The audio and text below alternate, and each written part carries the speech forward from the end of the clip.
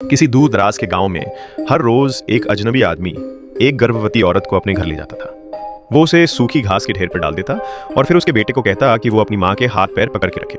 थोड़ी ही देर में एक बूढ़ी औरत आती, उसके हाथ में एक दूध की बोतल होती और वो जल्दबाजी में औरत का दूध निकालकर चली जाती। 3 मिनट बाद एक और आदमी आता और गर्भवती महिला को जमीन पर पटक देता। तभी एक और आदमी दौड़ कर आता और उसके पैर पकड़ लेता, लेकिन तभी उस औरत का पति जयदीप आ जाता है। वो एक लकड़ी के डंडे से दोनों आदमियों को पीटकर बेहोश कर देता है और जल्दी से अपनी पत्नी संध्या को बंधनों से आजाद करता है।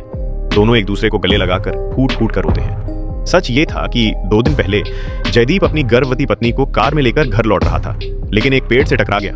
रास्ते में एक फार्म हाउस दिखा तो उन्होंने वहां मदद मांगी। फार्म मालिक धर्मवीर ने उनका गर्मजोशी से स्वागत किया और उन्हें आराम करने के लिए अपने घर में बुलाया। धर्मवीर की पत्नी श्यामा ने भी बहुत अपनापन दिखाया, लेकिन उनके बेटे बहुत अजीब बर्ताव कर रहे थे। श्यामा ने उन्हें एक कमरा दिया और कहा कि सुबह होते ही वो उन्हें गांव छोड़ देगी, लेकिन रात में ही संध्या ने जयदीप से कहा, मुझे ये लोग ठीक नहीं लगते, हमें अभी निकल जाना चाहिए। अगली सुबह जैसे ही वो दरवाजा खोलते हैं, धर्मवीर ठीक उनके पीछे खड़ा होता है। जयदीप कहता है, हमें जाना है। धर्मवीर मुस्कुराता है और रास्ता छोड़ देता है। जैसे ही वो आंगन में पहुंचते हैं, धर्मवीर के दोनों बेटे बंदूक ताने खड़े हो जाते हैं।